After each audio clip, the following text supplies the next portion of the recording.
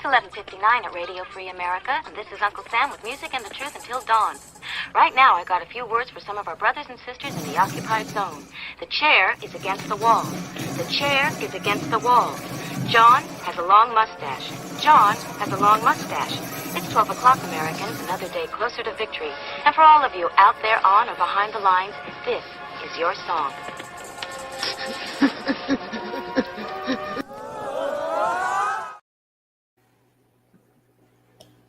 And welcome everybody to our daily gun show. Come to you live every weeknight at midnight Eastern, and we talk about guns for about an hour.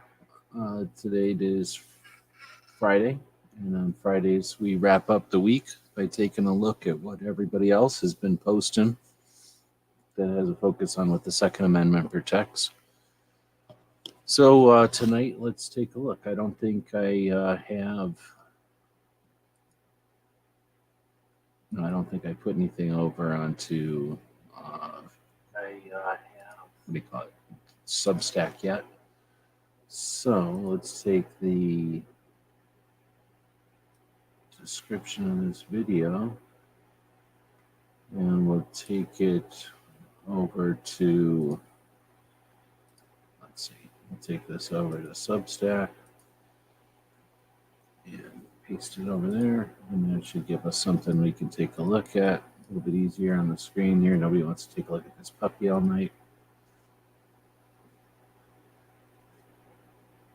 Let's not forget that I've been told by highly paid people who work on the internet that shouldn't use a puppy in any kind of online stuff in 2023.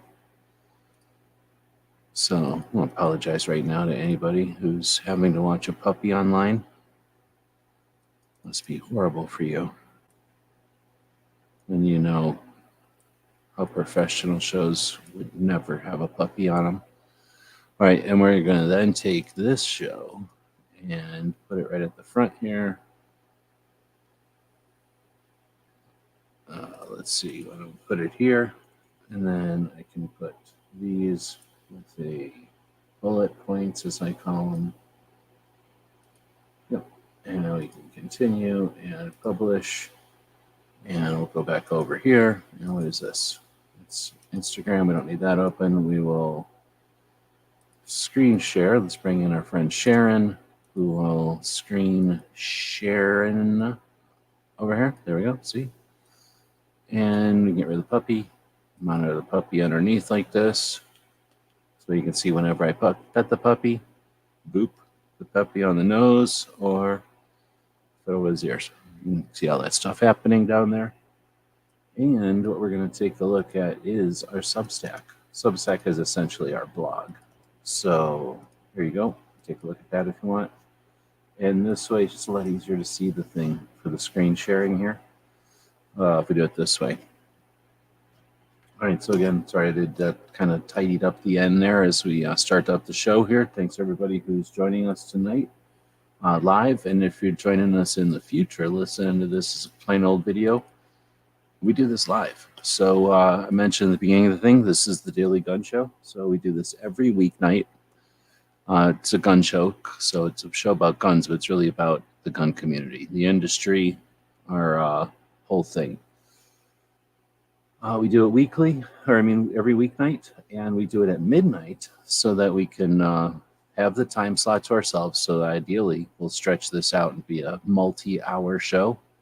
There's some scroll at the bottom of the screen right here. If you look at it, let me make this a little bit bigger so you can see me pointing at the bottom of the screen.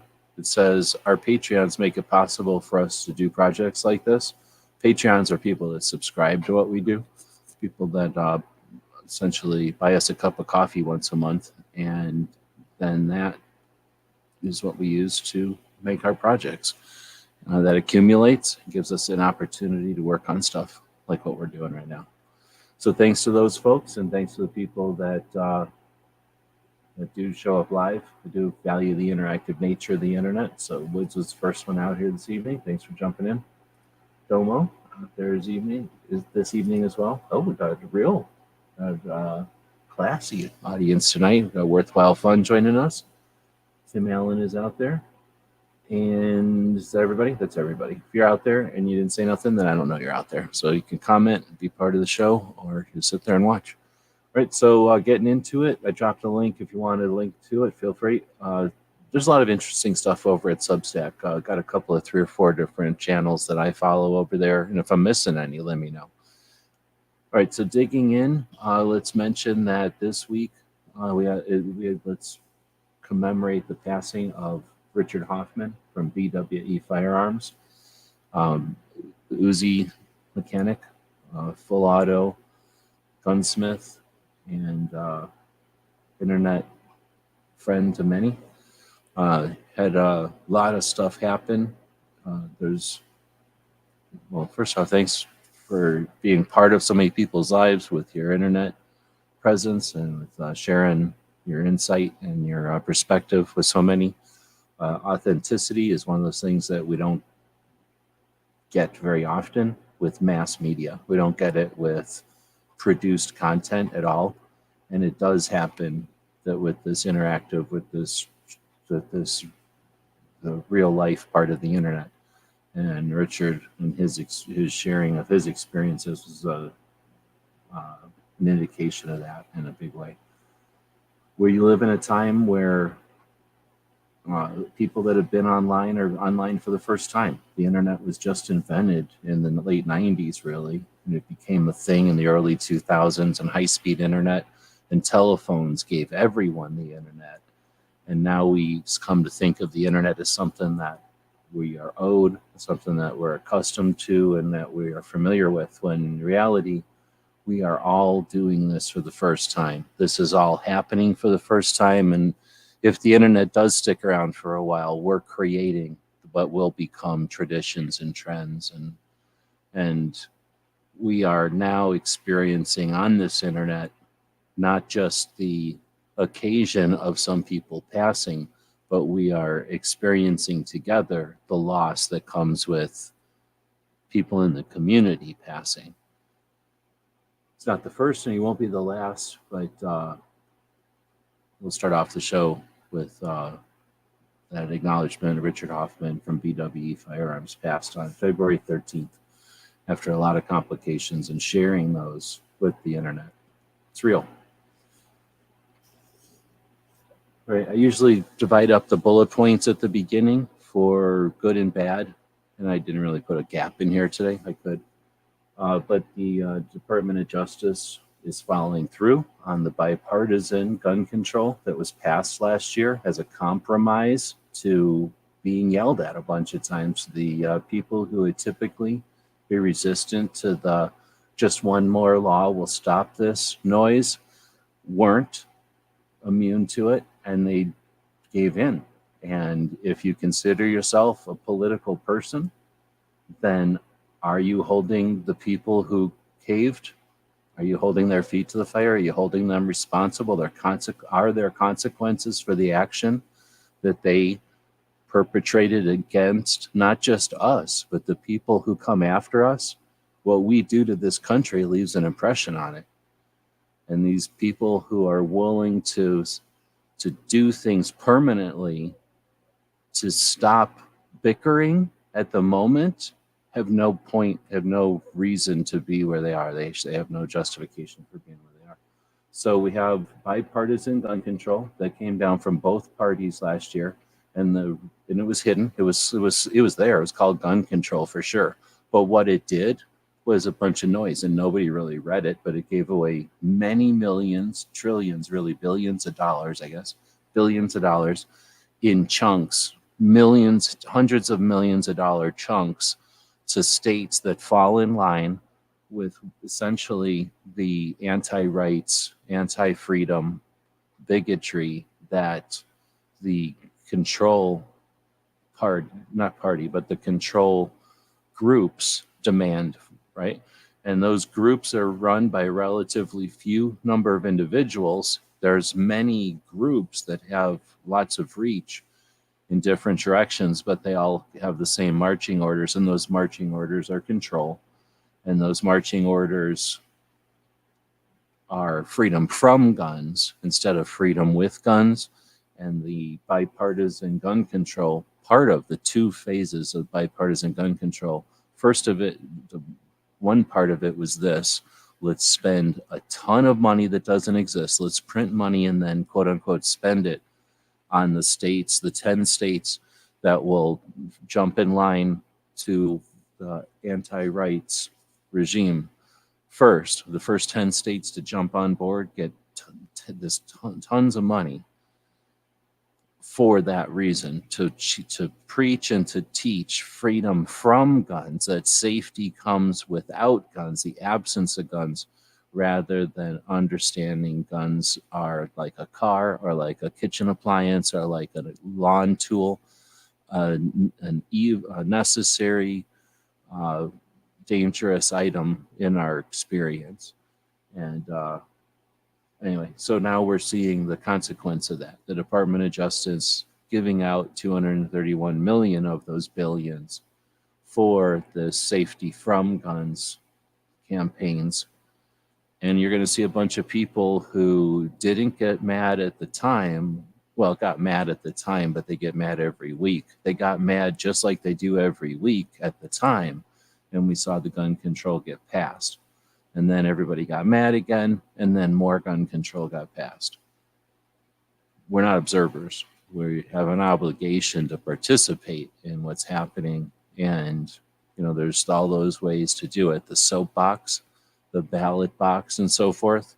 Well, these are these realms. So part of that is holding accountable those who jump ship, those who, again, are willing to sacrifice the future, security of the future, for a little peace and quiet of the barking and the complaining today. Worthwhile fun. Missouri's anti-red flag gun seizure act bill hearing I was going to testify was canceled, watching for it to be rescheduled. Thanks for bringing that up. That's one of those things that'll be done to wear out the humans, the individuals who show up for testimonials. So thank you very much for doing that and being willing to testify and have it canceled like this, and then let people know, because that's how they wear us out. As individuals, we find out ways that we can participate, and we do. And in the process, it's not like they're out to get us. Things can happen, right? It's not always like they don't have anything else better to do. But if that is the case, if they are just trying to wear us down, then again, you have to have the resolve to then, take that blow, take that black eye, and go back, or facilitate somebody else going back, or they win, right? So I appreciate you going and then letting people know so that we can all understand the real effort, the dedication that happens. I think my hot water over here is getting hot enough that I should have done this before the show, but I'm going to make some coffee over here. So I'm going to make some instant coffee. I have a little chocolate milk to put in there. I'm going to do that. And let's see. I think if I'm missing any comments, let me know. But I think we're going to do another. I think I'm going to have to do a commercial for something here that's long, because it's going to take me a minute to pour out some of that instant coffee. So why don't we do a quick commercial for the store again? Excuse me. I don't think this will. Oh, this one it's almost a minute. Give me a minute. I'll be right back. Hey, did you know that you could help support our future projects and let everyone know you're a fan of what we do? Check out our print-on-demand store. We have a tab here on YouTube. When you click on it, you can choose from a bunch of different items. We have shirts and posters and coffee mugs. Click on the one you like. When you find the design you want to put on it, choose a color and a size if it's appropriate. And when you purchase these items, a portion goes to help fund our future projects. We really do appreciate your support. You get some cool stuff. When you get that stuff, post pictures here and on other platforms, and we'll hook you up next time you order from our Gear website store. Thank you for your support of gunwebsites.com.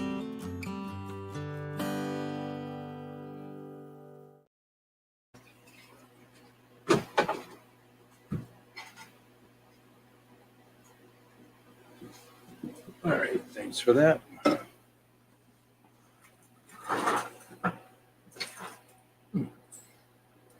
The puppy didn't care at all that I got up. All right, coming back to here, got the puppy monitor back on. All right.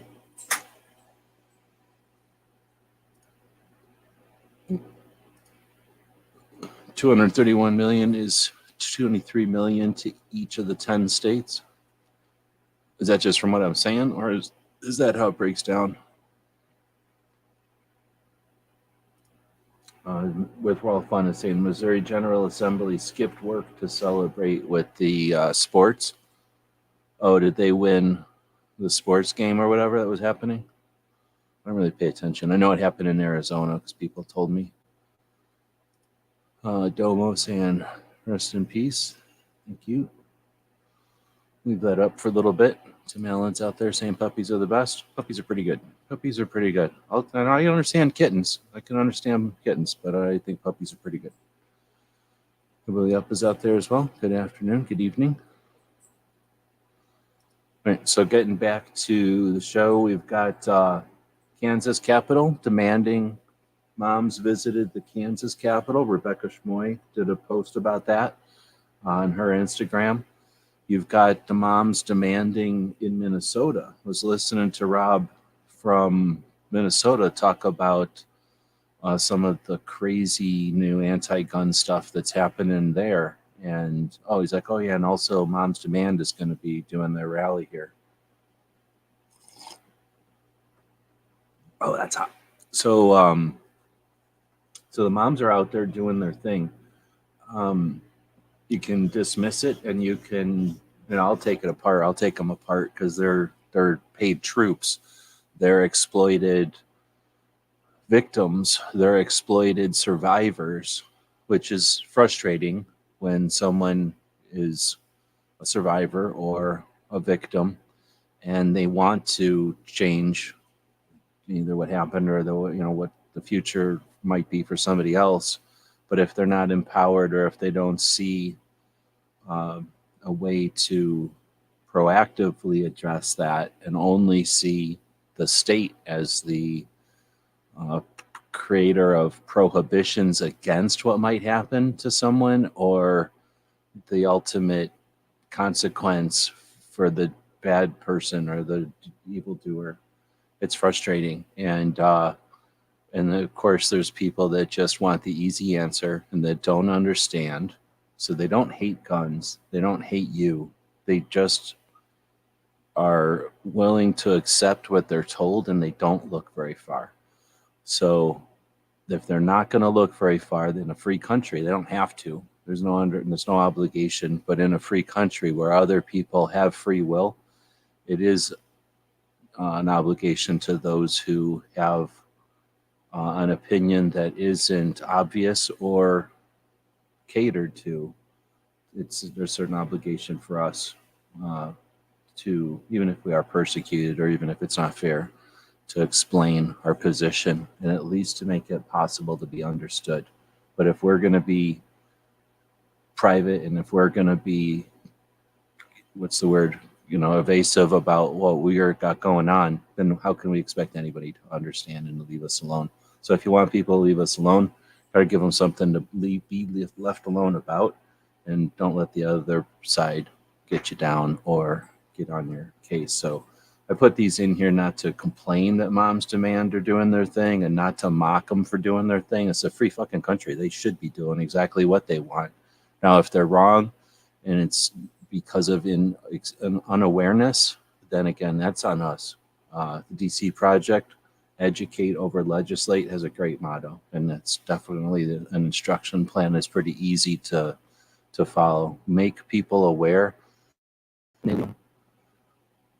So then we get the HF14 Firearms Registry in Minnesota. There's a lot of stuff. This was the registry that came up that they were fighting for, but now they got an even bigger package, I guess, that I think is in addition to this that's looming. Now, looming and what they'd like at a 1% chance of passing, or 5% or 4% chance of passing. are easily ignored or easily overlooked, or I guess ignored, dismissed. However, we're leaving money on the table. When they ask for ridiculous, silly, non-necessary restrictions, infringements, laughing at them and being offended is great and it feels good, but it doesn't stop them from doing it. What stops them from doing it is public acknowledgement and ridicule and public resentment of them ever bringing it up again. And you can't expect someone else to give a shit about your position. You have to explain your position. You have to make your position known. So you're not going to get a bunch of like, oh yeah, everybody should care about what we care about talk here. Let's talk about how we make others understand or allow others to understand. You can't make anybody do nothing, but you can allow them to understand our position. So normalize guns, have fun with them, be responsible with them, but share them, right? Value your voice, be part of this. This is how we change things. Tell you what, this is how everything got to where we are today, is through conversation and interaction. Liberty is individual freedom together. So practice liberty. It's not easy. We practice with our firearms. We practice with our techniques and our skills. Well, this is one of them. Chatting with others and figuring out how to explain this stuff to other people in a way that they understand it so they quit doing it. You just challenge them, they just get better at challenging you. They just have more interest in challenging you. All right, so getting on to some federal stuff. We've got a HR 715. I don't know if this is a new one or not, but it was getting yelled about this week by some of the talking heads, and that's HR 715, the Federal Gun Registry. Oh no! So another one with a something like 1 to 4% chance. Here's my chocolate milk coffee. Another one with like a 4% chance of winning. Do you get upset about that? Do you blow it off? Do you worry about the grip angle of your new bullpup 9mm? Or do you hold it against them? Like, what are you talking about? You don't want to get rid of all guns. Look what you put up as a bill last time and it failed. How if you need to waste everybody's money? Like, are we going to evolve the conversation so that they can't bring this stuff up? Or do we have to be content with watching people get offended every time they bring this stuff up? Nebraska, ever heard of it? I know, it's a panhandle state.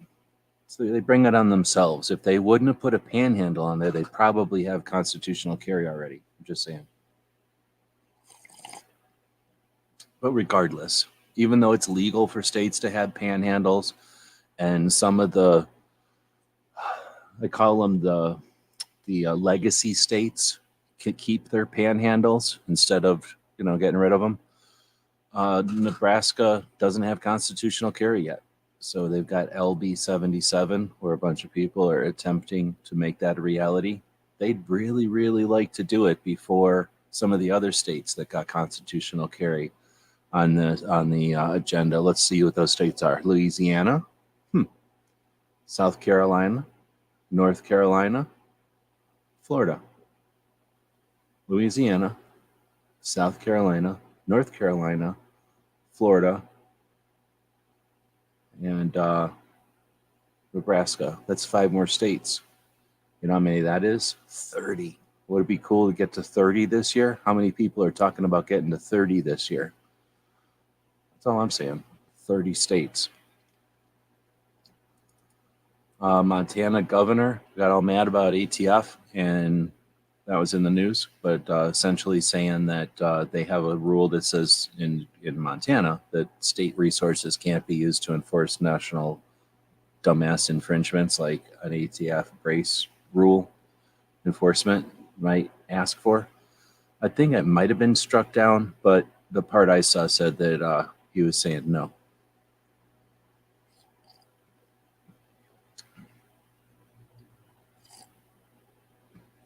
DJ saying that in Nebraska he bets they would have liked to have had it passed in the last 3 years. Yeah, maybe. You know what I'm going to do? I thought about doing this. I'm going to do this anyway. I'm going to jump over to the Instagrams. If you haven't checked it out, Instagrams is a social media platform. started out with Polaroid pictures where you would write a little message at the bottom of a Polaroid picture. So they made a platform where you send a picture and you can write something on it. The idea was supposed to be for travel. Turned out people just like sharing their pictures with each other. And it kind of turned into a picture sharing thing. I don't know if Tony's awake out there, but I figured I would send him a link if he wants to jump in. Tony's in Phoenix right now. So that's the Instagram, and I went to the messages part of it, and I sent Tony Simon a private message with a link to this show. Let's see.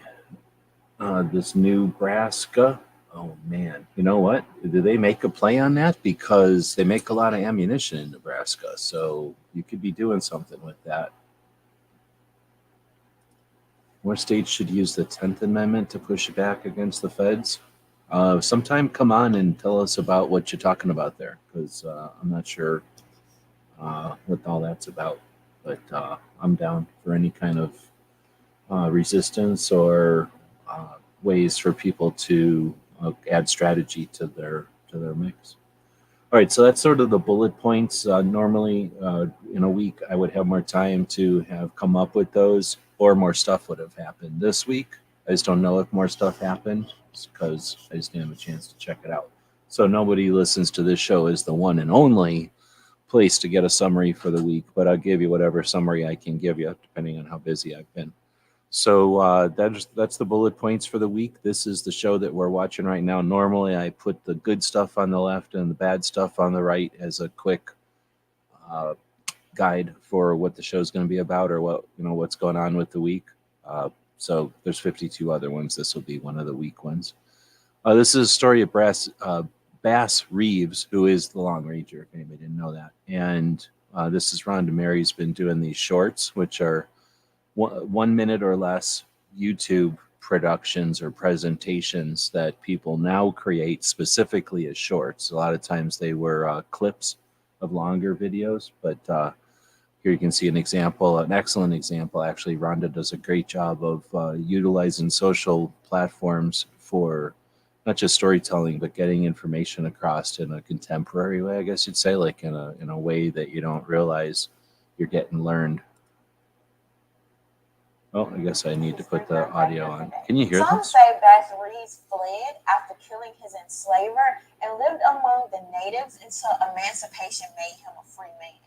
In 1875, he became the first Black U.S. Deputy Marshal west of the Mississippi River. He was known for bringing in some of the most dangerous men, but he was never wounded. He was a marksman with his revolver and rifle, and also developed superior detective skills. He was also known for his very distinctive and mysterious mustache, along with wearing different disguises that he would have on while issuing warrants. He was described as an exemplary lawman and an honest shooter. He never drew his weapon unless he absolutely had to. Some say that the character, the Lone Ranger, is loosely based on the life of Bass Reeves. What do you think? Yeah, I think it's more than 100% known that it's 100% based off of Bass Reeves. But, except for the whole Tonto part. But Long Ranger's cool, Bass Reeves is cool, Rhonda Mary's cool, so that worked out pretty good. Let's see, so then we've got a consistent weekly project.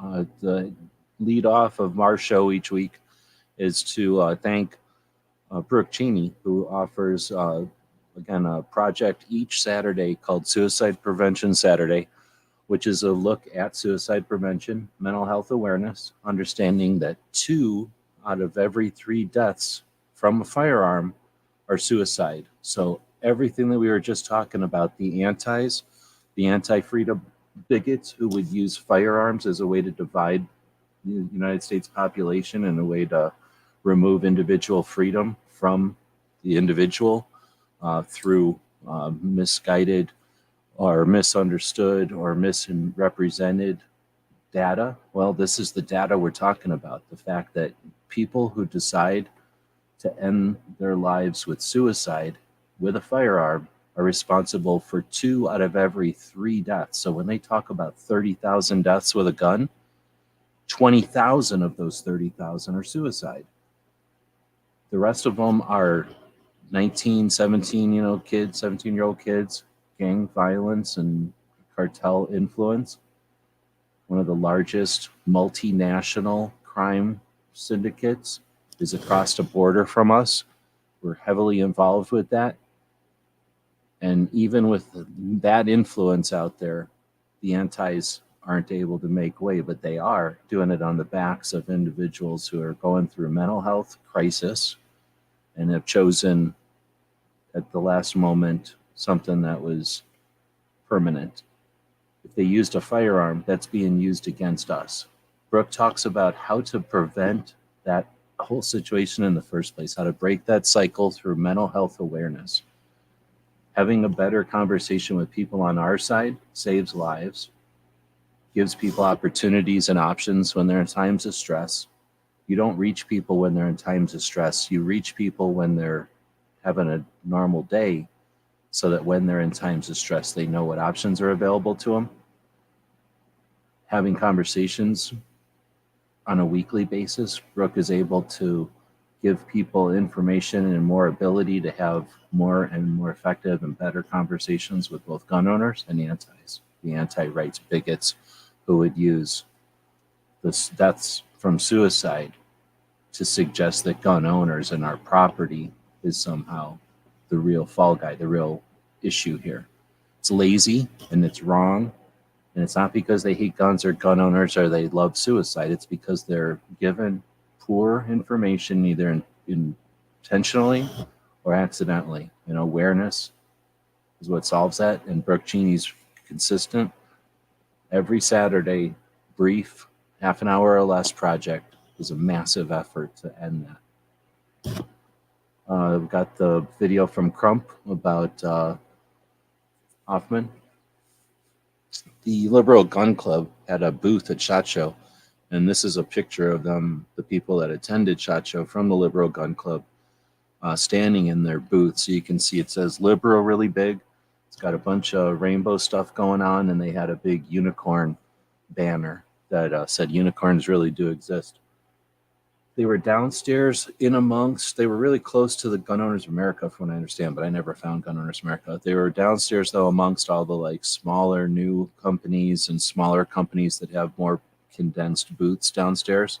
So their experience at SHOT Show was unique. It's their first year there.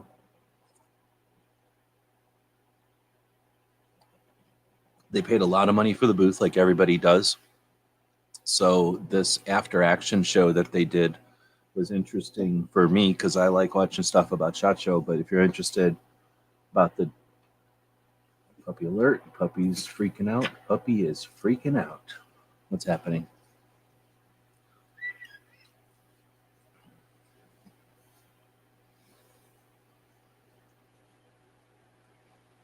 So he's going back to sleep.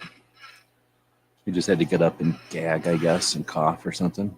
Puppies do that. It's okay. All right, going back to the Second Amendment stuff over here. Again, you should never have puppies on a show. There's no excuse for having puppies on a show about guns. I've been lectured by people that make at least a factor at this point of almost 8 times more than me that I shouldn't have puppies on my show. All right, so this was a great conversation to hear the Liberal Gun Club talk about their experience at the show with their club. So they went live on Zoom, of course, to the Liberal Gun Club. And a bunch of anonymous people were in there listening to their Zoom conversation, and then they posted a recording of that Zoom conversation. So it's them kind of reporting back to their own club what it was like at SHOT Show and the experiences they had. I think it's definitely worth checking out, again, if you're interested in SHOT Show or if you're interested in their experience, period. And both sides, it's pretty interesting. I'm hoping to have a couple of the people in the booth on this show to talk about their experience as liberals at a SHOT Show and the experience they had as individuals with the different individuals coming by the booth, because it sounded like from talking to them that was varied and interesting. It wasn't any one way, and it wasn't, you know, in one direction or another. They had a little, like a kind of variety of different experiences. And I didn't expect to hear that. So looking forward to having that conversation. I don't know if that'll be soon or not. We'll find out. So 2A Cops is a channel that's two police officers who retired from California, different departments, but in different places in California. But they both happen to retire after many decades on the force, full retirements, I think. I think they both went to Idaho and they started this channel. And they I wonder what Woods is talking to. They started this channel. They started it during, oh man, when did they start it? I forget when they started it, in reaction to something, some issue of the day. And they ended up with kind of an interesting channel, but it wasn't going anywhere. And they use it occasionally, but they don't post on a regular basis or very consistently at all, or very regularly at all even. And so the channel just sort of sat there. Well, I guess, oh, thanks, now I get you. I guess what happened is, in the meantime, while they were kind of just in, I don't want to say hibernation, they just weren't doing anything. They were living their lives and doing work or whatever. While they were doing that stuff, somebody came in to harass them and started putting in there, I forget what they said, but let's say, you know, F the police. Back when we were kids, you would run up and go F the police if you were hardcore and you wanted to sing or yell a song lyric at them. So people are coming into their YouTube and typing in FTP, let's say. I forget what they're saying. GTFO or something, right? They're coming in and saying some little snide comment and then running off. Well, it turned their channel viral. Now their channel is huge. And now instead of getting a couple of hundred views on a video, they get tens of thousands of views on each video. So it's a great phenomenon to observe, to have been a part of, because it happened here in the last year or 6 months or something. So if you've been watching this show, you'll hear me talk about their channel whenever they post a video, which is something like every 3 to 6 months or something. They don't post that often. But to watch a channel that was just sort of doing their thing with a reason, with an intent, and now they're getting huge because of it, is super neat. I think they're making money now. So all these people came in to yell at the cops who are doing videos, not really caring one way or the other. Obviously, but their topics were just the fact that they were police, and ended up paying them big time. I don't know, big time, but at least paying them real money. It's pretty funny. I don't know why I put this Ask Gun Questions thing in the middle of nowhere. Usually I put our stuff at the end. You got Sisters in Arms. I don't know, Carrie's not out there. Carrie Ann is not out there now, but Carrie Ann and Renee do a TV show. And actually, I don't know if it's in Massachusetts. I think it's in Massachusetts. They do a TV show. They have Second Amendment advocates on, and this is where they had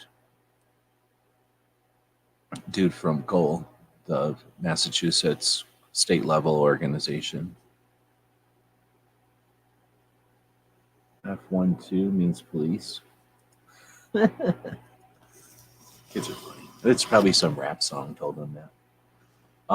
So now you get so Sisters in Arms, great channel, great project. And this is two representatives from the DC project that are out there educating, normalizing firearms, changing the face of firearms owners, and reaching more people in interesting ways. So cool project. Glad to see them doing their thing. We've got Clover, who's in the midst of his 22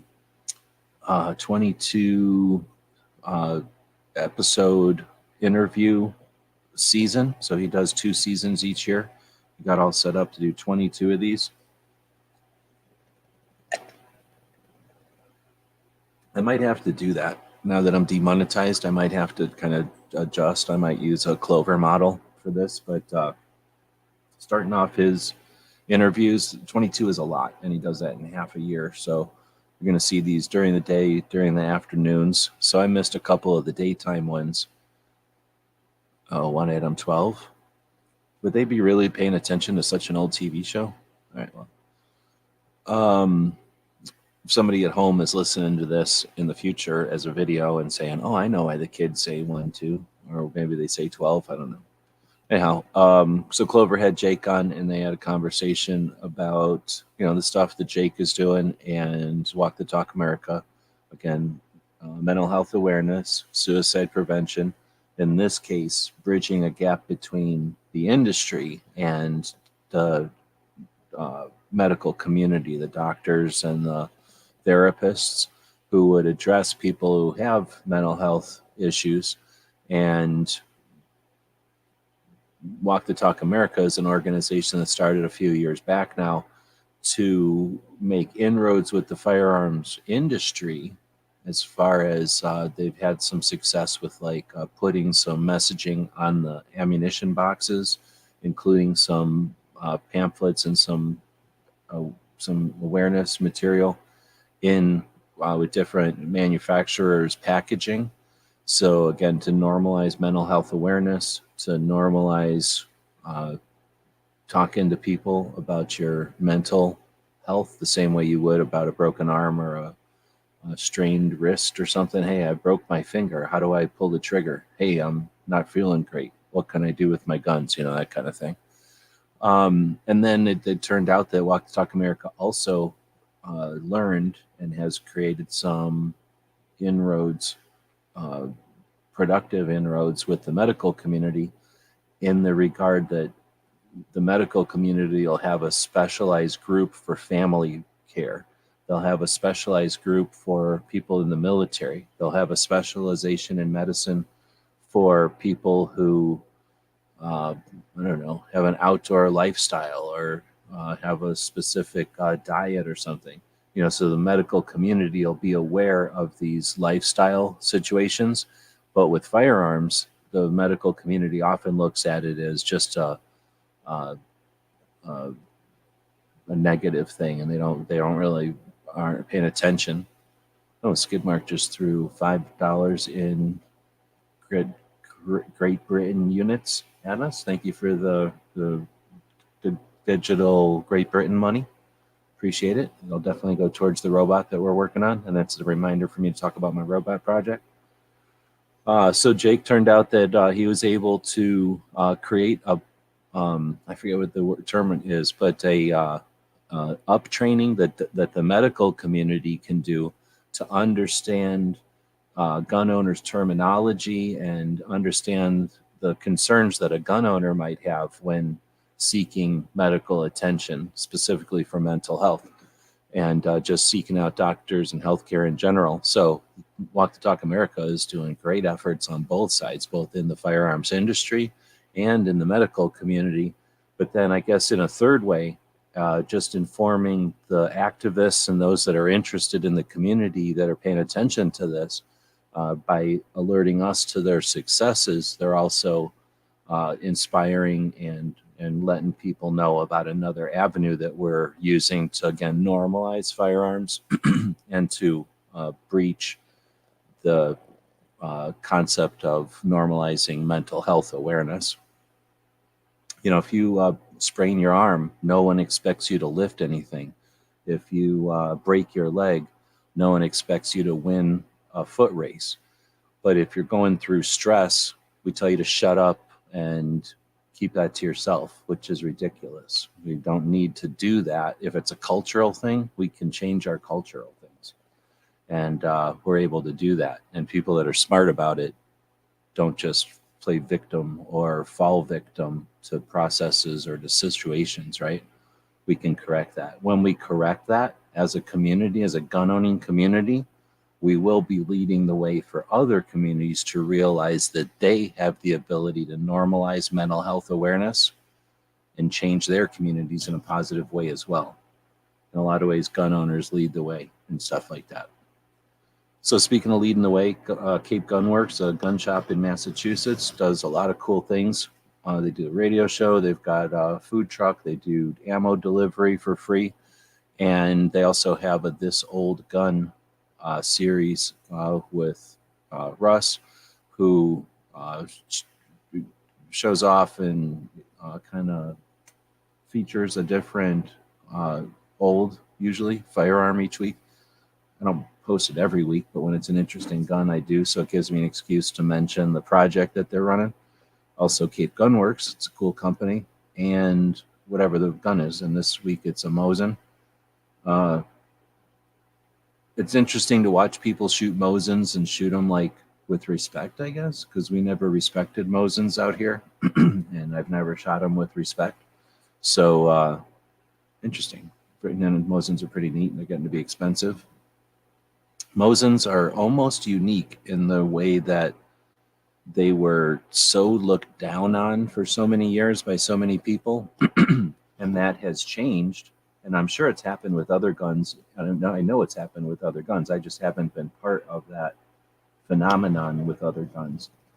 I've been part of the aftermath, like lever actions and Civil War guns and Revolutionary War guns. All were interesting and then lost their favor, lost interest in the vast, the big group. So I was around for the no one caring about the Mosins in mass. And then all of a sudden people starting to care about them. Garbage rods. Yeah. I mean, I've heard a lot worse than garbage rods. There's 545. Good evening. R4, Mississippi Thunder's out there as well. I don't know if I'm missing anybody. Did I say DJ's out there? So again, thanks for everybody joining us live. Feel free to use the interactive nature of the internet here. Try not to get too distracted by the comments, but I also like to address them as they're coming in live. Give people that are listening to this thing in the future, it's just a plain old video, some reason to show up on midnight and be part of the show. Will the world be different when I get this thing figured out and I can go live every single weeknight and I get old going live talking about Second Amendment, guns, and then the history of firearms every day, every night, whatever you want to call it, overnight? That'll normalize guns. All you got to do is become a Patreon. If we had 1,000 Patreons dropping $5 on me, I'm done. I could do that. I'll be doing that every single night. We will normalize the hell out of guns. All right. Till then, let's talk about that robot. Let's take a second and show this commercial for the robot again. Get y'all warmed up or buttered up about it, and then we'll talk about some money.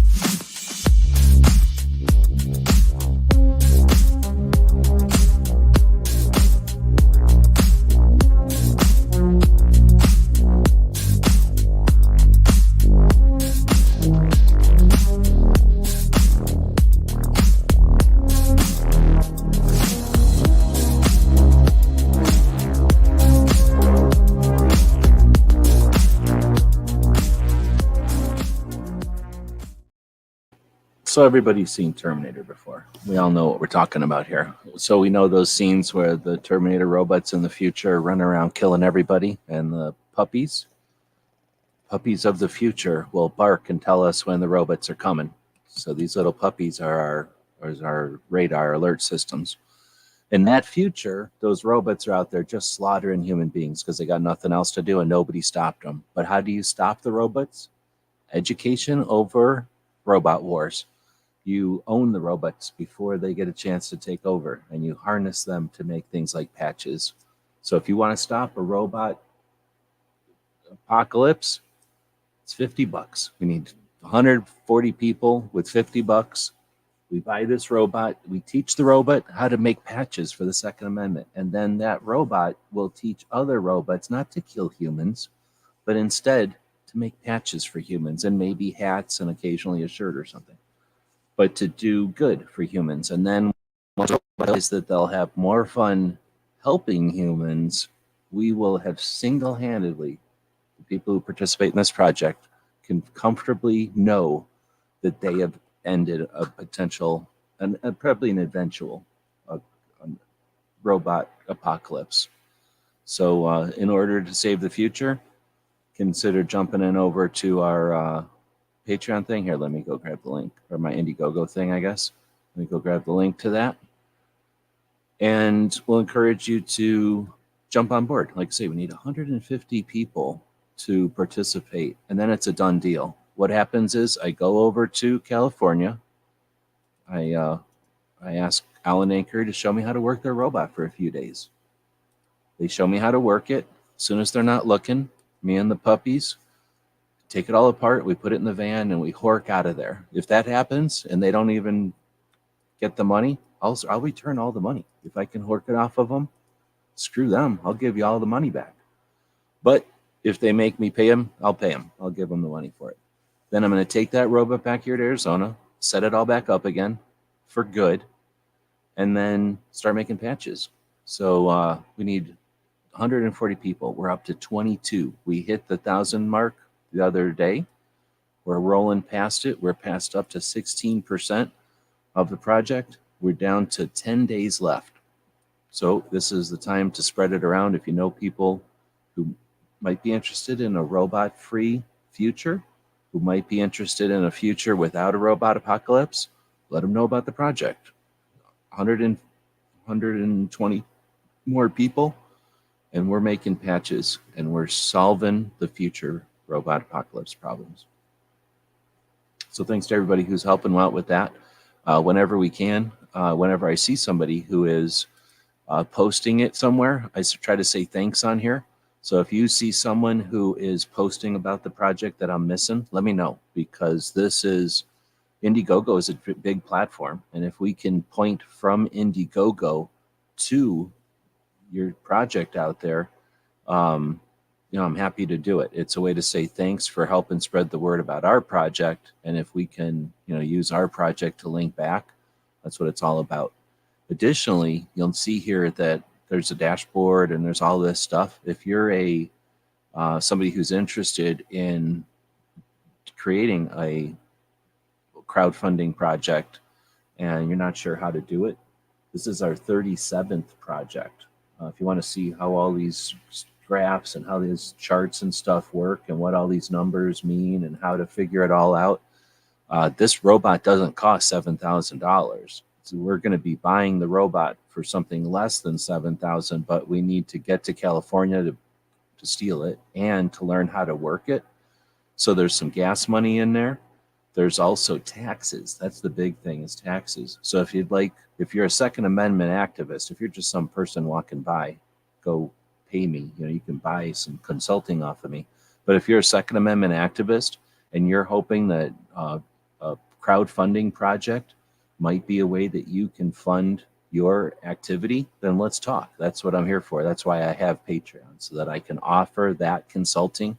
My 20-something years on the internet and my 7 or something years full-time activism for Second Amendment stuff, I can offer that to you if you're interested. And one of the ways I can do that is to show you what it's like on our 37th project here, to see how you set these things up, how you run them, and how it's already successful. This project is successful to the fact, like you can see down here, there's some goals.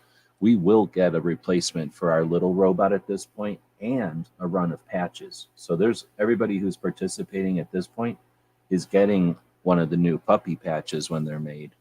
Everybody who's participating at this point will get a custom made patch, because I'm already going to be able to replace the old sewing machine. So we've already achieved a sewing machine in this project. The next step would be to buy the big one off of Alan Anchor.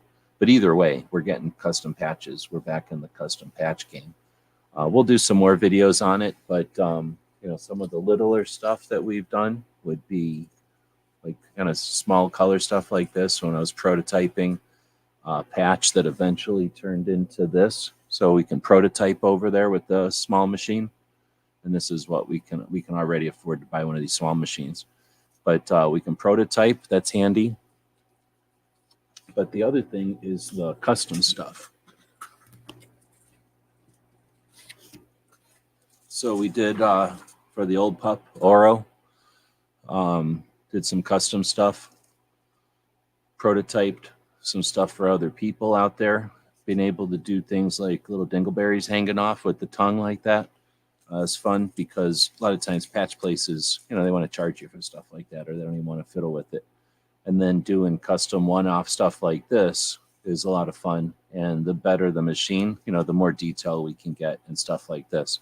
Now, this particular one took forever, because first you got to lay down, let's say, I don't remember anymore, but let's say green, probably yellow, and then a little squish of yellow up here, some yellow down here, and then some green probably, and then black, and then white, and then gray.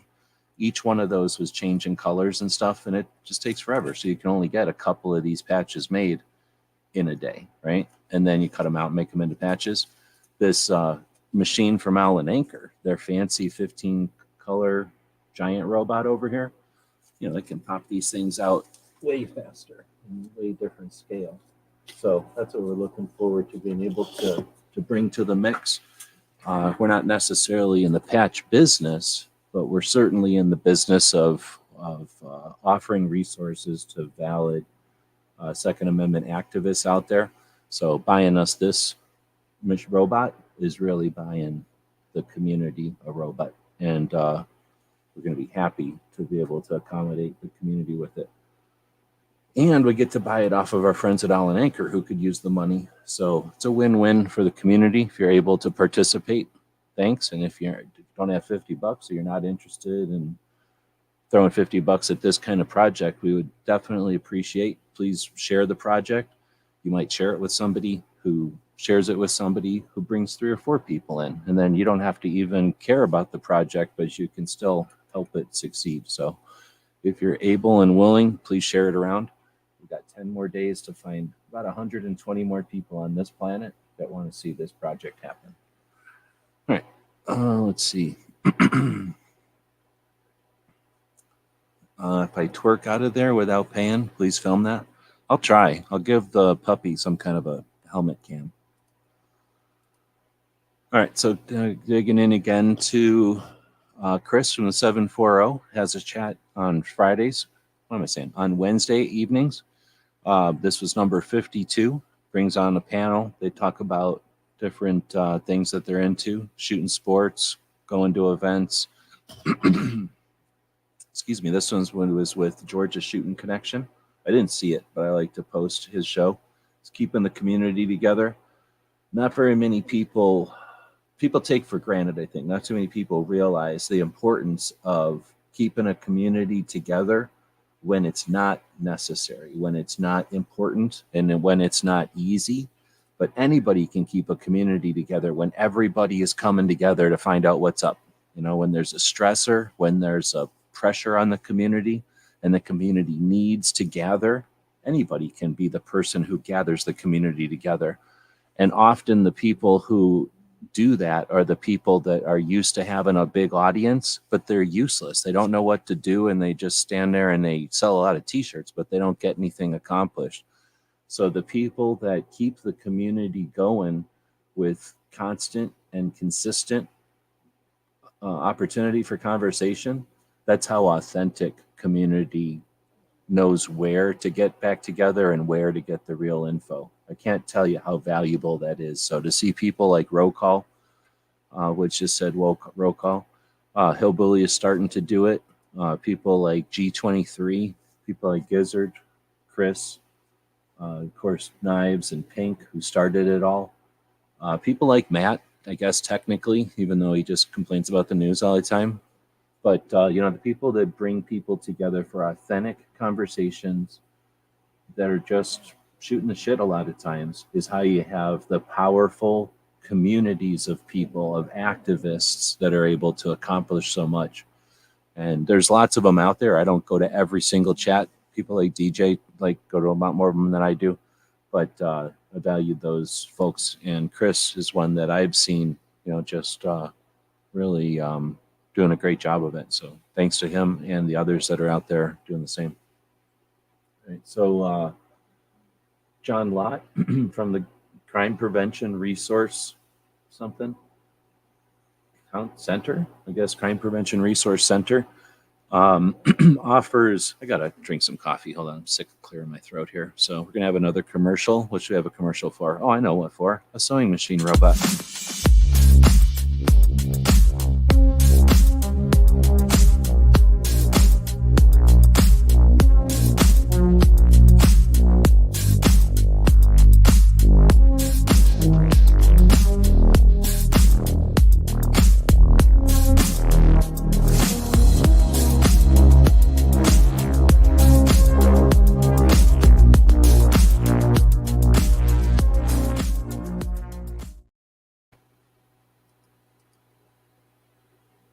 Puppy doesn't ever get a clogged throat or whatever I got going on here. I think it's back to normal. Hold on. I knew I shouldn't have ate a phlegm sandwich with a side of phlegm earlier today. All right, so we got John Lott from the from the Crime Prevention Resource Center creates resources that are used by authors and representatives and folks who are providing testimony to government committees or whatever. They provide data and they archive resources. He goes and he's an expert witness, he testifies. One of the things that they do with their YouTube channel is cut out moments out of mass media, usually television shows, fiction, or sometimes news though, but fiction usually where they'll exaggerate or just completely misrepresent firearms use. And in this case, the choices criminals make about guns. And there was a time when if you would have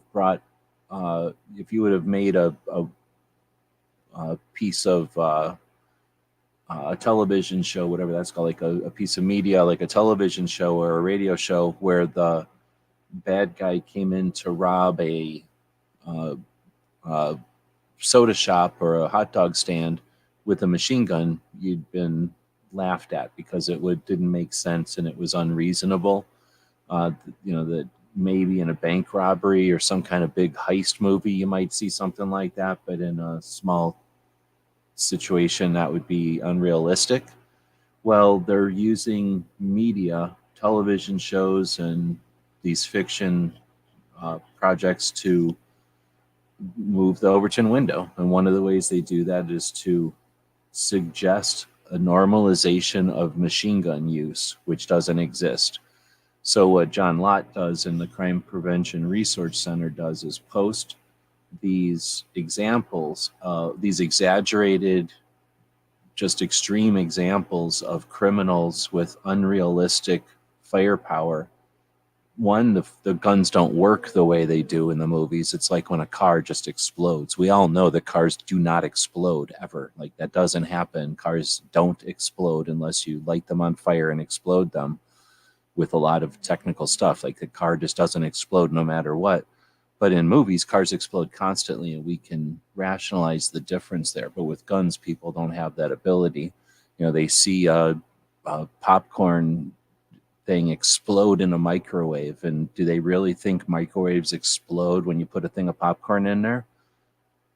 But they somehow are able to have that gap with firearms. And again, it goes back to education. If you're not aware of what a firearm can really do, then these extraordinarily exaggerated examples don't seem exaggerated to you. So the John Lott and the Crime Prevention Research Center are doing a service, I think, to note these and to pin them out. They're like 6 seconds long, 16 seconds long. So they're definitely just the examples, probably using these in court, probably using these to show the intentional misrepresentation of firearms, because it's not unintentional at this point. We know that the media as a whole will spend more time and money, will devote more of their schedule, the scheduled time that they have in front of their viewers, with any kind of spree killer with a firearm than they will for the coverage of all wars, their coverage of presidential elections, and their coverage of the Super Bowl. So we know that there's a deliberate effort to create misunderstanding, and this is a effort to document that intentional effort. So I like to take a second and thank him for doing that, and to let people know that it's out there. If someone suggests to you, oh, there's not an effort to normalize a misunderstanding about firearms, then you can literally show them a group of, a playlist of 6-second videos that illustrate the time and date and the television show and the network where they intentionally suggest that machine guns are used to rob hot dog stands, for lack of a better word. Another project that both normalizes guns, keeps the community together, and entertains folks who are awake at the time of the overnight, the time of night that everyone else takes for granted. The time when y'all are at work, when y'all are resetting the planet, when things are getting cleaned and built and delivered, all the stuff that happens magically to the daytime people who don't think that anybody's awake at night. They're asleep, so everyone must be asleep, right? So there's a show for those of us who are up overnight, and that's called The Overnight. It's from Foss and Barron, and they had another one this week. Now, over the weekend, they also do an overnight show on the weekends. And, well, actually, I guess that's what we're talking about. The overnight happened on Saturday, but then they also do the mouse party every Wednesday. So now I've got it down. So we had a very special week where we had both of them. Now this week there won't be an overnight, but next week there will be. So you can rest assured that you'll have another overnight every other week. Yankee has been trying to raise funds for the shelter where he gets his puppies at. He doesn't get his puppies on the streets like I do. He gets his from a fancy shelter that needs money. So he raises funds for him every year. And I just got our magnet from him, and I guess I filmed and opened the box. I didn't know what it was, so I filmed it, and it turned out to be the magnet. So I thought that ended, but I guess it didn't end. Let's see, we got roll call with Rant and Raves. His Wednesday evening show hit episode 200. Now he had planned to end the whole series at episode 200, go out on a bang, so to speak. However, it's called Roll Call 219, so he's decided to go out to episode 219 before he ends the series. So it's cool still to see someone with a show hit the 200 episode mark. It's not easy to do 200 of anything, let alone host a conversation with a bunch of people. So that's essentially 4 years worth of keeping a community together, not with the intention to sell them anything, not with the intention to persuade them to do something or to, align themselves with some agenda or nothing, but just to have a conversation and just to be an extension. In my mind, it's an extension of a gathering at a gun show. That's what it seems like to me. A lot of these live conversations, I mean, obviously they're a bit different because everybody's at home doing whatever they do. And most of these evening conversations are people at the end of their daytime workday or getting ready for their overnight shifts. And that's that time when those two crews get to, have a chance to overlap, and or those people with those kind of lifestyles have a chance to overlap. And that's probably why primetime has been so popular throughout the years. And those primetime shows end up being casual, end up being often just entertaining, but when necessary, they become the gathering place, the taverns of the old days. And we don't have taverns. Not everybody drinks anymore. So gun shows and gun shops become that place where people can gather. And just like there might be a couple of 3 or 4 or 5 gun shops in your town, one of them might be the hunting one. One of them might be the one that you go to for CCW. And one of them might be the one you go to get bulk ammo. you know which one you're going to go to if you need to chat with friends about what's happening at the range, or if you need to chat with them about what's happening at the state capitol, or if you need to chat with them with what's happening with the national assault weapons ban. And if you don't know which shop to go chat with, that's a challenge. Go figure it out. And if there's not a shop in your town that is one that fills one of those roles, you have the ability to change that. You can have influence and make that a possibility. But until then, you can definitely go online and find a group of people who have similar interests and a similar perspective on things to have that conversation and that find that online. And these live conversations is where that happens. So thanks again to all the people that do this, but in this case, roll call for hitting the 200 mark. I don't think he stays up too much to watch this when he's a daytime person, does his daytime stuff. Let's see. So California has all kinds of issues going on. Somewhere in the middle of last year, I discovered the gun owners, the San Diego gun owners, which SDGO is an organization, a county level organization in California. Well, they also host a radio show called Gun Owners Radio each Sunday afternoon. And while they broadcast live, they also stream the broadcast on YouTube. So we've been watching that for a while and paying attention. We've had Michael Schwartz, the host of that show and the president of San Diego Gun Owners. We've had him on this show to chat. They do an interesting project called Tabletops, where they set up a couple of tables like you'd have at a garage sale or at a flea market or at a gun show. A couple of portable tables. They put a tablecloth over them and set up some banners. You can see them right here. I guess I could just scroll up. They put up a pop-up shade thing because it's California, and then stand out in front of different places, different businesses, to gather new members, to inform, and to have conversations. Like boots on the ground, that grassroots stuff that we don't get enough of. And it's working well for them. So they also set up at gun shows, the same way that organizations like this would set up something similar like this at a gun show to find new members and to help get the word out about the things that they're aware of and that they're participating in. But then they set up these tabletops at gun shops. I think that's such a cool thing, and they've got it down to being a almost like a franchise thing at this point, so they can bring new people on and do it at multiple locations simultaneously. So there's going to be one this weekend at Brass and Bass, which I don't like the name of, in Murrieta, California, and I also don't like the name of Murrieta. So California is going to do what they want, and then nobody asked me about either one of those names. However, go check them out if you're in Murrieta, California. So we're getting into the radio shows, I guess. Each week I listen to at least 4 live radio shows. The next one we're going to talk about is Michael Cargill from a gun shop in Texas, in Austin, Texas, called Central Texas Gun Works. And Michael owns the shop, and he hosts a radio show on Sundays. It's just before the last one we talked about. So it's on Sunday afternoons, and it's called Come and Talk It. We've been listening to that show for a long time. I can't recommend it enough.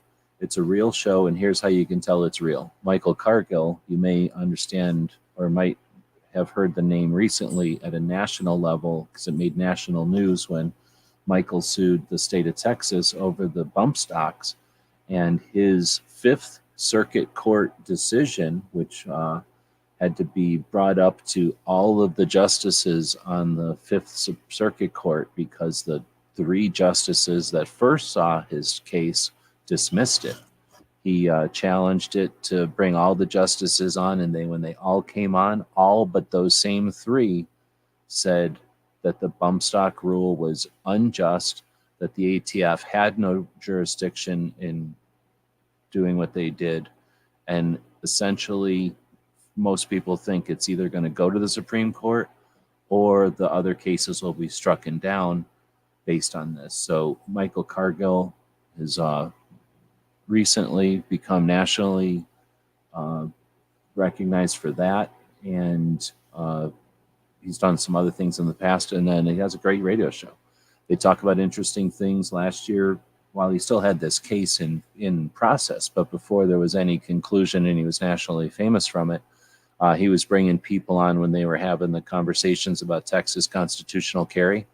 And in Texas, that's been something that's been going on for a long time, and there's been a lot of debate, a lot of back and forth, because there's time in Texas. Texas only has state legislature every other year, so things happen slowly and over time in Texas. So the debate over constitutional carry has been going on since at least 2012, when Arizona became the third state with constitutional carry, technically the second state with constitutional carry after Alaska, because Vermont never really had anything like that. But after Arizona became the third state, actually I should say in 2010, to have constitutional carry, and 23 other states followed, Texas has been sitting there sucking their thumb about it until just last year, or whenever it was. And so Texas is used to having long, drawn out focus on Second Amendment issues. So the Come and Talk It show has been on our radar for a long time. Anyhow, so it's a great show to listen to, and it's they do stream it live on YouTube, so you can watch it on YouTube, and they pay attention to the comments, but they don't really interact with the comments. Then you've got Cape Gunworks does rapid fire radio. Now they do two shows. They do a Tuesday show, the 2A Tuesday on Grace Curley, and then they do a long format 2-hour show on Wednesdays. They record their show. They have the most interaction with the YouTube live streaming audience, so it's a lot of fun to participate in. This week they had John Green on from the Gun Owners Action League, the state level organization for Massachusetts, and talked a bunch about the situation there and the plight of state level organizations. And although they have a lot of restrictions and not a lot of bright possibilities because of the way that the political landscape is, they still are more than optimistic. They're still aware that there's a fight to be done, and they're fighting it. So it's cool to listen to. And Toby does a great job of hosting the Rapid Fire Radio show, so it's just a lot of fun to listen to. He keeps it both fast-paced, and like this week, he had some weird comments, and I'm always amazed how well Toby's able to deal with the little things that a lot of times will not just be annoying to content creators, but will eventually remove content creators from putting in any effort. There's little stuff that I don't want to get into that'll just happen. It's like the pebbles in the shoes. There's things that'll happen when you're streaming live. There's things that'll happen when you're dealing with all the technical and all the social and all the terms of service stuff that'll happen with a channel. And it can just be too much. It can be so much little pesky garbage that it's just not worth it. And I wouldn't be promoting any of these shows if they weren't in it for real values, if they weren't in it in spite of all the other stuff. So it's just cool to see channels that are almost taking the negative stuff in stride and just moving on. Really cool to see. So it looks like Snob and Gizzard are over here, and Hillbilly, and maybe everybody got out of Gizzard's is after chat or something. Welcome. Let's see. I don't know where I'm getting all this phlegm from. I haven't been eating good this last week, so it's probably all the cheese I've been eating. Let's see. Next up, we get Gun Owners Radio. Had a conversation with John Lott, and man, it's interesting. We live in interesting times. I don't know if that's a good thing or a bad thing. You've got as many people playing the Sky is Falling game still because they profit off of that and they don't know anything else to do. I don't scorn people who are just idiots, like if that's all they know, that's all they know. It's not like they're trying to keep everybody in the dark. It's just, they only know how to use a flashlight, then they need the dark. So that's not a negative. They're not trying to keep everybody in the dark. They just don't know how to lead people into the light. Maybe that's the way to say it. So while there's a lot of that going on, and I ignore all, allude to it, nothing you've ever seen me talk about is any of that stuff. Then you've got Gun Owners Radio, which is the opposite of that. The people that are focusing on focusing on the path to different, right? Not always the path to the perfect place, but a path to not be here. And when you get enough people leaving here, you get to start seeing where's the best directions to go in. Okay, everybody's leaving. What's the best exit to leave from? And that's what's awesome about some of the projects we're talking about on this show. So this was this conversation with John Lott with the Gun Owners Radio about politicians being either not aware of the trends in perception of gun control or the appreciation for the gun control or the support for gun control. I don't know what words to actually use there, but there's the conversation that's been going on, and it's getting a little bit louder, that the antis are done, that they're over, that they're about to give up. And it's an interesting place to be. We haven't been in a place where that's been a conversation to have in a long, long time. And when it happened last, people weren't involved in the conversation. People were observing the conversations, and there was no participation in it. Now it's the opposite. Now there is only participation, and people need to realize that what you're observing is like, that is the existence. You're not observing other people doing stuff. Your participation is the stuff. And as we are all figuring that out and whatnot, it's an interesting time to be. So these folks who are aware of what's going on are aware of the results. They're aware of the tallies. I don't know if they're aware of the effort and the what gets us to those tallies. So I'm not sure if they're calling gun control over prematurely or not. And how is the other side even interpreting this? We have a massive blind spot. Unless I'm missing it and there's somebody out there evaluating that. Is anyone out there evaluating what the antis are perceiving all this stuff? Anyway, so let's go on to the next one. You see these little lines right here? That's the next subject. I just didn't put subject headers. So that was the radio shows. You also had Amanda Suffolk and her brother, but they had a remote show without Paul there, and it wasn't the best show. I mean, they had a good show. They talked with a couple of people, but I didn't post that one. And I guess that would be all four of them. So anyway, you get to the next one, and that would be the military interviews. So each week I listen to 2 channels for sure, and then when the other channels post, I listen to them also. So somewhere between 2 and 5, 6, maybe 7, depending on how you want to call military police channels. There's some interesting stuff. I don't know, you're a fan of military surplus, right? Have you ever been to a military surplus store? Is it something you're interested in? Well, experiences of those who are enlisted and their conversations after enlistment are military surplus. What they learned and what they experienced on our dime and what they relate after their enlistment is no different than the tent or the Jeep or the ammunition that they were using that they're done with being sold as surplus. There's no difference between that and their stories, their experiences.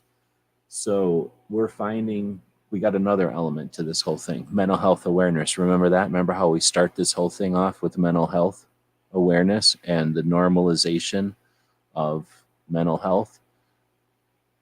We're finding that it's therapeutic for guys and gals who are dealing with their own stress and their own life changes, dramatic, big life changes, to not for everybody, but for a lot of people to verbalize that, to talk about that. And it's also beneficial for others to hear about other people's situations. So these interview shows are not just military surplus, getting a detailed and personal description of the experience of these individuals in combat or in military service and in the whole, their whole situation of being involved in the military. But it's also therapeutic. It's also for them useful, and then for their comrades or those who are in similar circumstances, useful for them to hear the situations that others are going through. I can tell you from my personal experience back in the day, if you didn't know somebody who was smart enough to talk about stuff and to de-stress mentally through verbal or some kind of alternative way than just drinking, you had drinking. And the only experience we had was from folks before us, were Korea and Nam, and or Nam and Korea, I guess.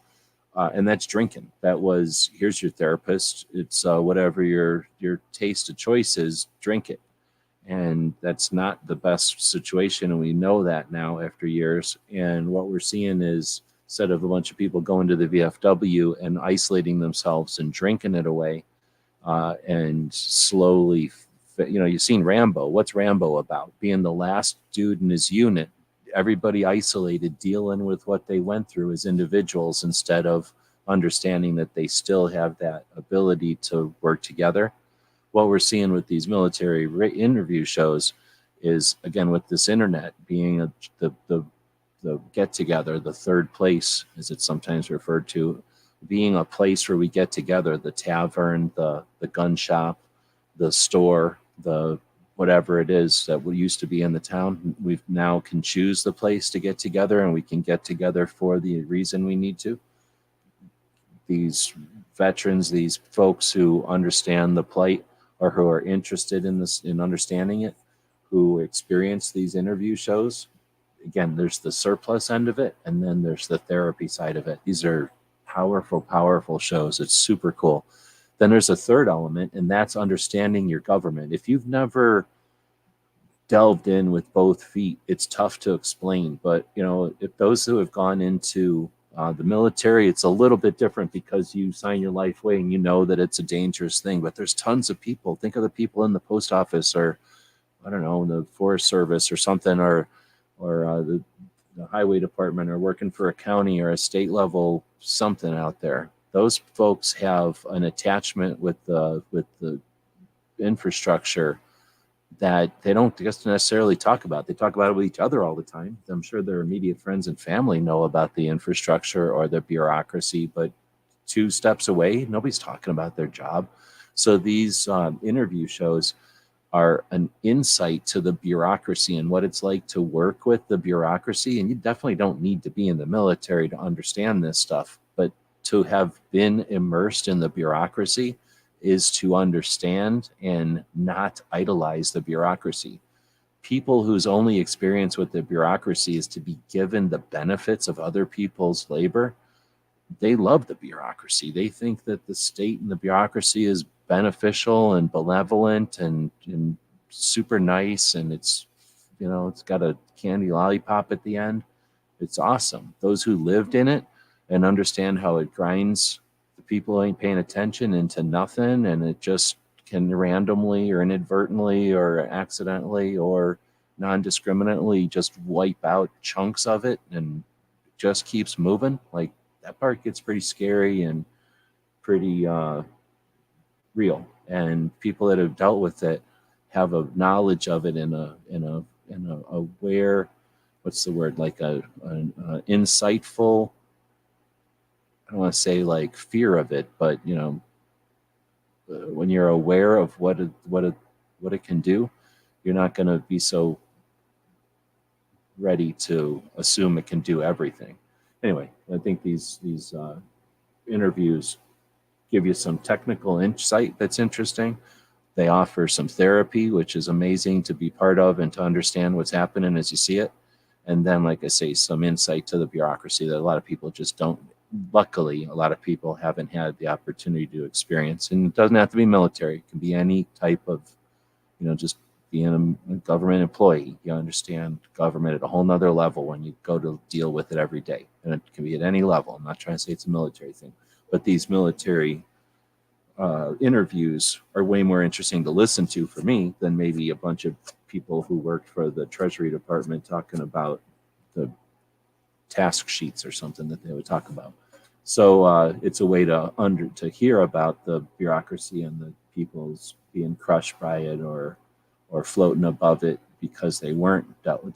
There's people that have much success in the bureaucracy simply because they don't deal with it. They just think of it as a rising tide and they just float and they don't get bogged down in it. And it's interesting to listen to people who had ultimate success in it too. They don't have an unrealistic love of it. They have an aware respect for it. I mean, that's what I was thinking of. It's not a fear, it's just a respect for it. And once you understand it, you can have respect for what it can do, an understanding of what it can't do, and you don't have unrealistic expectations of what it should be able to do. And that's one of the other things we're dealing with as gun owners in the big picture too. People that think the government can just fix everything for us. So speaking of that, I think I actually talked about, did I talk about this one last week? It's hard to say because this show comes on Saturdays and I might be a week behind. I feel like I'm a week behind, but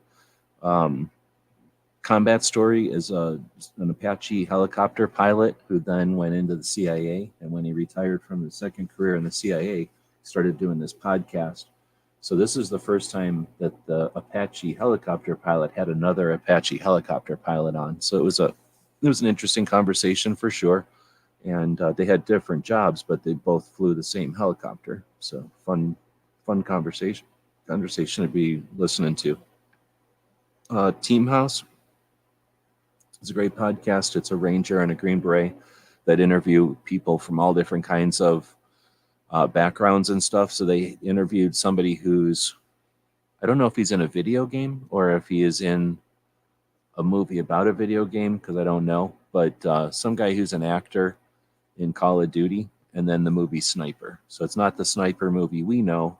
It's the other Sniper movie that's newer. And then either a video game or a movie about a video game. Anyway, just interesting to listen to dudes who've been there and done that, be interested in an actor who is acting about people who have been there and done that, but the actor's never been anywhere and done anything. So watching who respects and who is appreciative of who, it was just a big appreciation circle there. So it's interesting. There's another link to me and Clover and Tony's show. On Saturdays, we get together and answer gun questions. This week, I rediscovered these welcome mats from the Dollar Tree. So not the Dollar General and not the Family Dollar, but the Dollar Tree store has these $1.25. It should be called the $1.25 tree store now. But anyway, the Dollar Tree has these welcome mats that are ideal for patch panels. I got the idea from Patriot in the Dark, who told me about them a long time ago, and I bought one, and I was using it, but it was the size it was, and for whatever reason, I was like, yeah, well, whatever. And then I started buying the carpet from Georgia and making different shape patch panels in that carpet, which is a little bit softer, the carpet, and the carpet can fold up and can kind of be rolled up and things a lot easier. For whatever reason, I decided to start using that carpet instead of these patch panels. Well, the carpet is what it is, and it's made in the USA, and it's nice, but it holds the patches very, very, very well. Like, it is actually kind of an effort to get the patches back off of the carpet because it's such a great loop for the Velcro. So these, you can kind of tell from this picture maybe, but there's ribs or there's ridges in this material. It's a puffy material that they squish with some kind of waffle maker looking thing. So it creates crop lines, same way that it looks like when you look at a row of corn from the air or whatever. It creates these ridges of loop and then these troughs of nothing. So essentially your patch is only on there with these ridges instead of the whole thing. So it makes it way easier to remove a patch or to take a patch off and put it back down, or to move it around or just take it off the panel and put it back. They hold really well, but they let go just as well. So they're actually about the best material out there for a patch panel, and they cost $1.25. So 10 of them cost you $12. 10 of them is essentially like a giant wall. I can't imagine too many people that need more than 10. I needed about 10 for my giant patch collection, and now I bought another pile to put all my Free Patch Friday stuff on, and then I bought another pile to do some other projects with just loose patches and extras and stuff. So, and like I did, I made with my collection, I took it all out of the baggies and stuff, and I had them all in a giant backpack essentially. I took them out of there and put them on these panels, and I mixed yellow and orange into one panel because I didn't think I had enough of either color to have a whole panel, and I didn't have that many panels. So I bought some more panels, and I'm going to divide up like my yellow and my orange into separate panels and let them not be full, but have room to grow. So I'm going to do stuff like that. And for $1.25, it's a no-brainer. Yeah, sure, I'll just buy another panel and divide the yellow and oranges, right?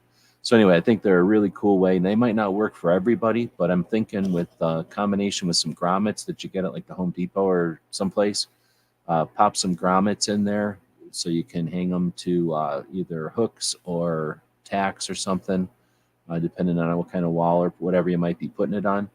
I think that this is a really neat way to have like a modular patch display.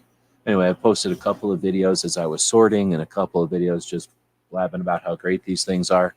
Let me know what you think. Thanks to Patriot for the suggestion. And we go live on Sundays and talk about patches. So I'm sure we'll be talking about them in a whole different way, because now I can actually have my patch collection sitting next to me instead of in a bunch of baggies and just knowing, oh, I probably have this one patch, but I can't show you it because it would take me half an hour to find it. Now I can just flip right over to the patch panel, bring it out into the camera. It's going to be a lot of fun. So yeah, that's what we've been up to. There was a lot of other stuff that went on this week, and we just didn't have a chance to put it into the show. So thanks for joining us for this recap. We'll usually take some time throughout the week, sometimes on Tuesdays, but not always. And we do something, this was mostly YouTube centric. It was almost everything this week was from YouTube. We'll usually go through on like Tuesdays and do the same kind of thing over on Instagram, and just use other people's posts on Instagram as a kind of an insight or a reflection on what's been happening with 2A for the week. Let's see, we have a couple of things going on for everybody who might be listening to this live. If you're listening to this in the future, this is not going to apply to you probably, but tomorrow is Saturday in real life. Uh-oh. Got an update on the puppy. He's stretching. He's giving me the stink eye. He doesn't like me giving updates on his situation like this. So tomorrow is, I think Travis is going live probably, but tomorrow is the 2A rally here in Arizona. So Tony Simon and 22 other people are scheduled to speak. It'll be from 10 a.m. to 2 p.m. And we got that going on in San Diego. They've got some tabletops happening. So if you're in Southern California, keep an eye out, or else check out where those tabletops, those volunteer sessions where members of the organization go out and man tables in the community to get the word out and answer questions about the different Second Amendment stuff that they might be dealing with in California, CCW stuff, assault weapons ban stuff, and then just real questions like, where's the best place to buy a holster? Like, what's the best kind of gun to buy? The real questions that people have once they're actually participating in their rights. During the day, you've got Brooke Cheney will do a focus on suicide prevention and mental health awareness. We talked about that earlier. That happens live every Saturday. I don't know if G23 is back in business with his live shows yet. He's dealing with some health situations. He's got a GoFundMe actually to help raise funds for his travel. He's driving back and forth 3 times a week to have his 2 tubes re-blasted. I'm pretty sure it's called blasting his tubes. And even though it sounds like a lot of fun, I believe it's probably not all that fun. So if you're interested, again, in saying thanks to somebody who's kept a community going every Saturday afternoon for a few years now, G23 has a crowdfunding project to raise some funds for gas for his medical situation that he's going through. Foss will not have a live show tomorrow, so I can't offer that one. And I don't think we'll be doing an Ask Gun Questions tomorrow. I don't want to blame Clover because Tony's in Phoenix and there's a Second Amendment rally happening in Arizona. So it's really not Clover's fault that we're not doing an Ask Gun Questions tomorrow. But I'm just saying, we're not doing an Ask Gun Questions tomorrow. And you can blame who you want for that.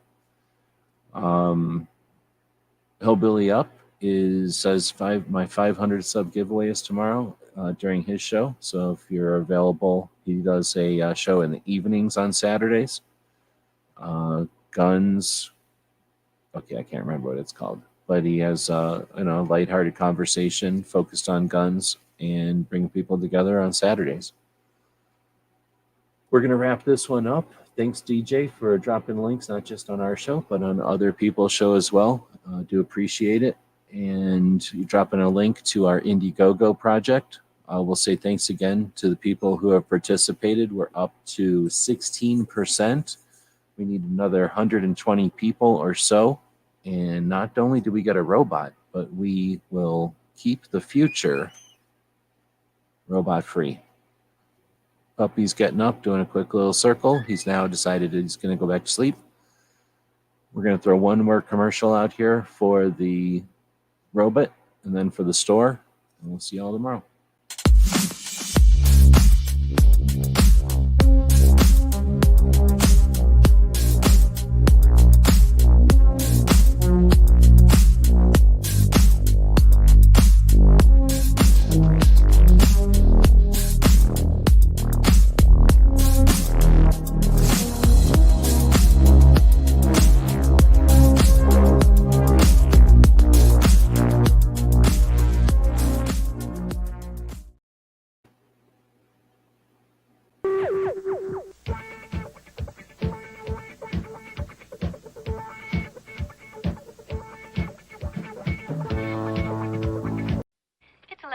At Radio Free America, and this is Uncle Sam with music and the truth until dawn.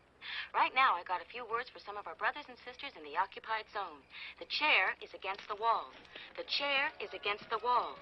John has a long mustache. John has a long mustache. It's 12 o'clock, Americans, another day closer to victory. And for all of you out there on or behind the lines, this is your song.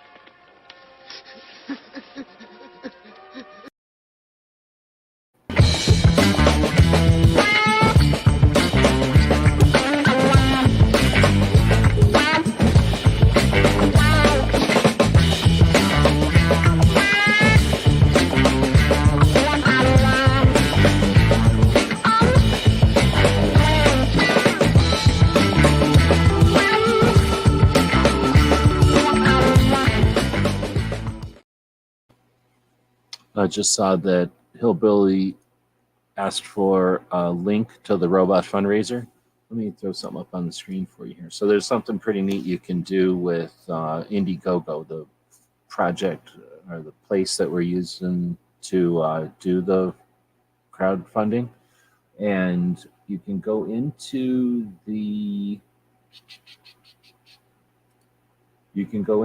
dashboard here, and you can create a code for an individual so that when they refer you over, they get you get a what do you call this thing? What do you call these? Analytics. You get some analytics to see where the funding may come from. So it looks like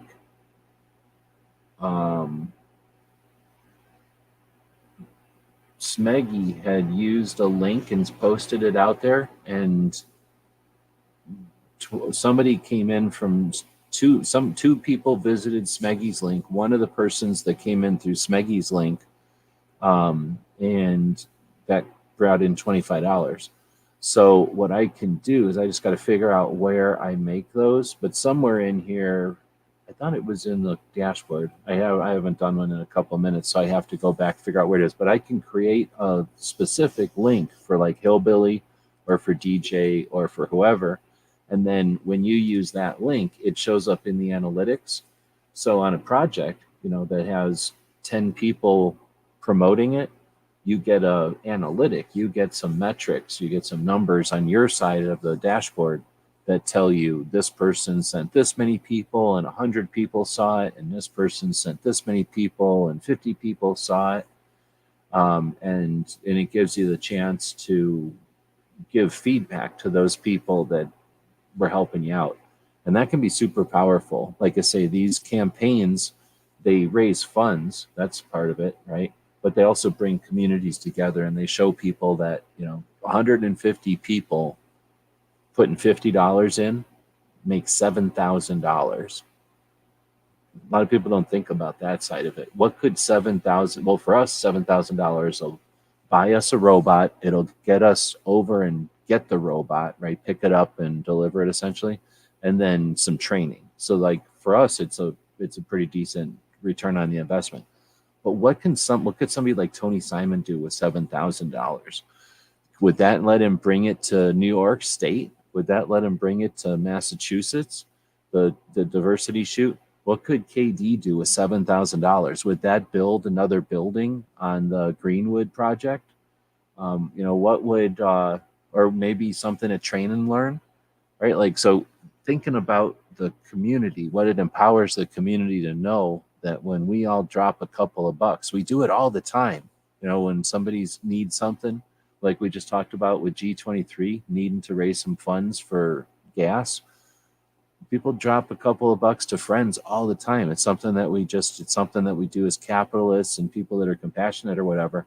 Once we understand that that's a tool that we can use to combat the Bloombergs, the individuals who are just throwing their money at their private agendas, right? And using, exploiting essentially people who need money and are looking for some attention, the exploiting the victims and the survivors.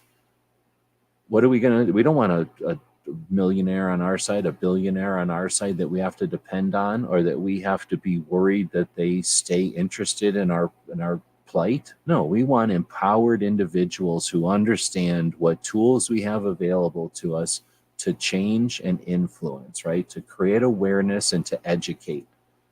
So we do these projects for our interests and for our, piece of the internet over here, but we're also opening it up for folks who want to learn how these tools work.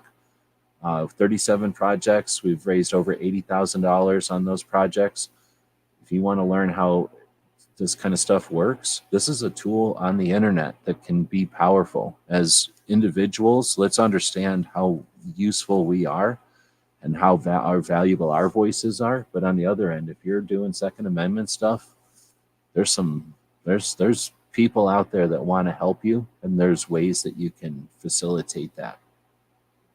Value your voice. Thanks everybody for joining us. Have a great weekend.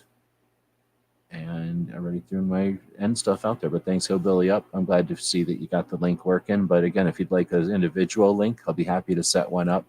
And then I can tell you at the end of the project how many people saw your link and how many people came through.